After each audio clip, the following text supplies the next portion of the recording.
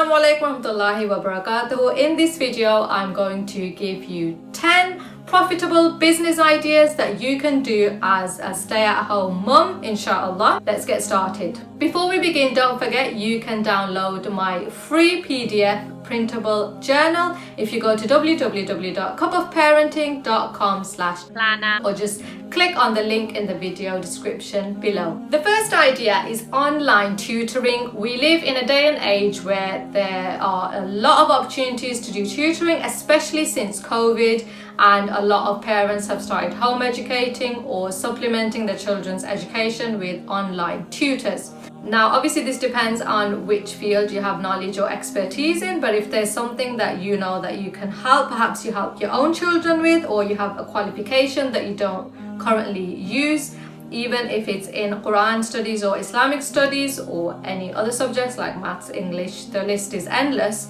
There is a growing demand for online quality tutoring. It allows you to work from the comfort of your own home whilst contributing positively and earning income on the side. In terms of difficulty, I would rate this one as a 2 out of 5. So it's fairly easy if you've got an expertise in the subject to set up. You'll just need a computer, you'll need a internet access, and you will need any resources if you're going to be using them, and that's it. You can advertise privately yourself and through social media channels, through people that you know, if you don't have a big following, so through your friends and family, and get recommendations and referrals, or you can even sign up with agencies, but just be prepared that they may take a cut of your pay as well. But this could be a good way of building reviews and credibility if you actually want to do this for a long time and if you want to go all in and do it. Another is handcrafted Islamic products. There are lots of people who are selling decorative Islamic products now, so things that you can gift each other on Eid or on other occasions, but people are looking for Islamic products. Products for children, handmade Eid gifts.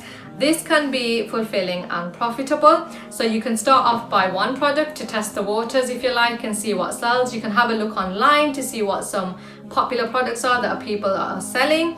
Etsy is a really good website to go and have a little look at. You can have a look on eBay and have a look at what people are purchasing and what there is a demand for to get an idea before you embark on this idea. I would rate this as a difficulty of 3 out of 5 because obviously it takes time and effort to gather the equipment, the tools, the crafts that you would need, and then obviously you would have to have some level of expertise in building and in putting it together. And marketing and finding an audience to sell your products to can be hard, but it would help if you go online and see, first of all, what is there a demand for, and second of all, if there's a website where you can easily see where this is going on, for example somewhere like Etsy, and you can already have a look at what is available and what people are buying.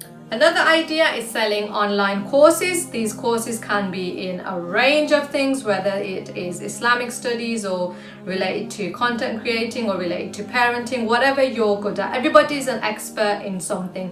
Being an expert doesn't mean you know absolutely everything. It just means you know enough that maybe you solved your own problem or you helped 1 or 2 people solve problems, and you can then put those problems in a course and help somebody else to overcome them. And it's easy because there are so many platforms available on which you can do this. I would rate this as a difficulty of 3 out of 5 because you do need to first of all put the course together. It doesn't have to be very complex or difficult. It could just be a few recorded videos with some PDF handouts, whatever it is that you want to teach your students. It could be a very small course to start off with.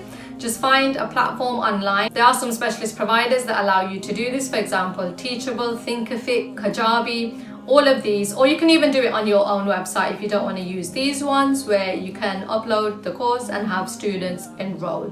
It will obviously require you to have some equipment like a laptop, internet connection, a camera, or even use your phone camera to do the recordings if they're going to be video recordings or audio recordings. Another really popular one these days is virtual assistant services. So there's many businesses and entrepreneurs who are seeking virtual assistants to help with tasks like checking their emails, responding to customers' inquiries online, and you can do this from the comfort of your own home as long as, again, you've got a computer or an internet connection, especially if you want to fit it around your family life, if you're busy with children and with work, but you want to do something on the side.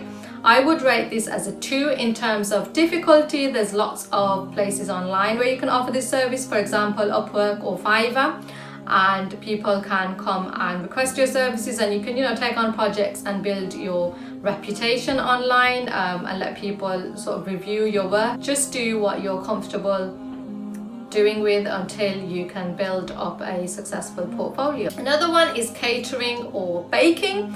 Now again, maybe you're passionate with cooking, you can offer a catering or baking service, and you can do this from home. You can maybe specialize in a particular cuisine from a particular part of the world, or even offer something like just sweet dishes, cakes, and you can do this maybe on special occasions like Ramadan or Eid. Start off by doing it with your friends and family, and by word of mouth your business should flourish. In terms of difficulty, I would rate this as a 4 because you have to be prepared to put in the time and the effort to set something up. And remember, I know people who have done this quite successfully. Just remember, it will take time and effort to actually get the ingredients and prepare the dish and the way you present the dish. Also remember that you might need to get legal things into place before you start. So for example, I know if you're in the UK, you would have to have certain hygiene certificates to make sure the place in which you're preparing the food is clean.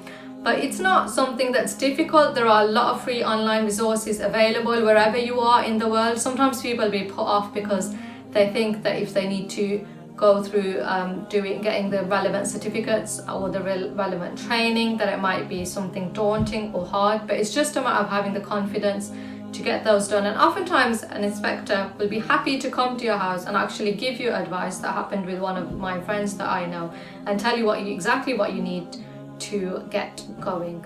Another idea is blogging or vlogging, where you can share your experiences, maybe as a mum, through a blog or a YouTube channel. If you're not comfortable showing your face or speaking, it could even be through a written blog.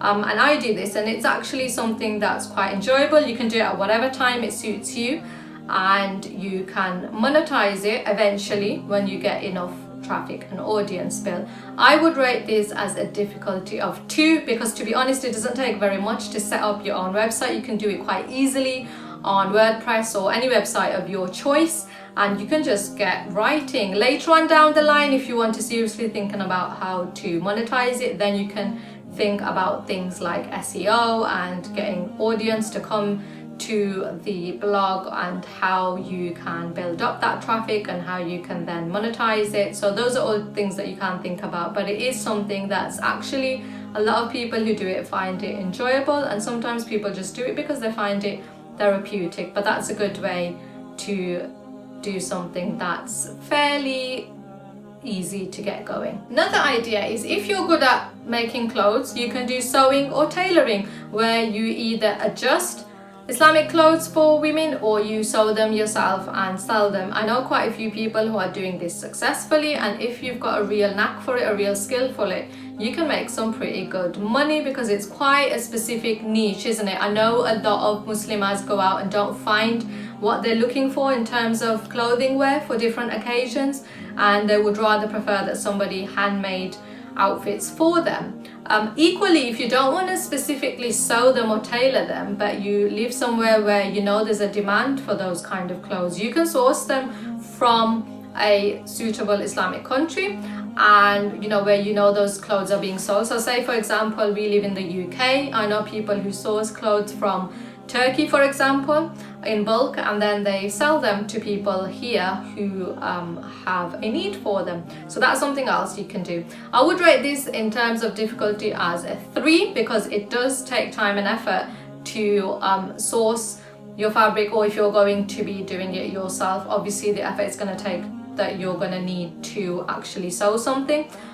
You're then going to have to build up audience to purchase your clothes, and you're going to have to make sure that you have enough people buying so that it's a sustainable business. So that one might take a bit more effort, but if you can do it, or if you've got a knack for doing it, then that's another idea. Another one is having an online e-commerce store where you can sell an infinite number of objects. We do live in a day and age where people now more than ever are just buying things online. Think about the last thing that you bought online. It ranges from things for yourself, things for your children, things for the house even. So think about whether this is something that you want to do. Now, in terms of difficulty, I would definitely rate this as a 4 or a 5 because there is such a huge market out there. It is quite saturated. However, it's not to say it's not profitable. If you find a niche that does really well, you would obviously have to do your market research. There's places like eBay, Amazon, Etsy that you can sell things online. You just have to be willing to put in time and effort. You have to be willing to do your due diligence and your research just to make sure that it's going to be profitable for you. You're obviously going to need space in your house or a warehouse or wherever if you're going to be, you know, getting products in order to sell those products. So this is something I've dabbled in before as well, and it is quite an effortful thing. It can be profitable if done right, but just make sure if you've got children and other commitments as well, it's something that you want to put yourself forward to be doing, and that if you've got the time and the effort to be doing that. But it is something that's doable. Another one is an Islamic bookstore. I know there's quite a lot of demand these days, especially where I live, for people wanting specific Islamic books, especially children's books. So it might be something to think about. Now, you don't have to do this as a brick and mortar store. You can even do it from your own home, or you can do it online. You can even run an Islamic library if you want people to come and borrow from you every month and pay, you know, a subscription fee, or do it like that. There's infinite ways you can do it. I would give this a difficulty of 3 because if you're going to be doing an online bookstore, you obviously have to source the books. You have to set up your e-commerce website. You'd have to think about marketing. You'd have to think about managing your inventory. If you're doing it from home, you still have to think about all of those things and who's going to, you know, be your audience, who are you specifically targeting, how many books you're going to have in stock. So these are all things worth thinking about. Now remember, in all of this, that difficulty level can change depending on who you are, what your circumstances are, and what your particular skill sets are as well. What is challenging for one person might be quite easy for another person. And everything takes time and effort. Nothing will happen overnight. These are all ideas which are very doable. It just depends on what your specific circumstances are, how much time you have, and how much money you're willing to invest. I hope that you found this useful. Inshallah, I hope your business is full of barakah. Assalamu alaikum wa rahmatullahi wa barakatuh.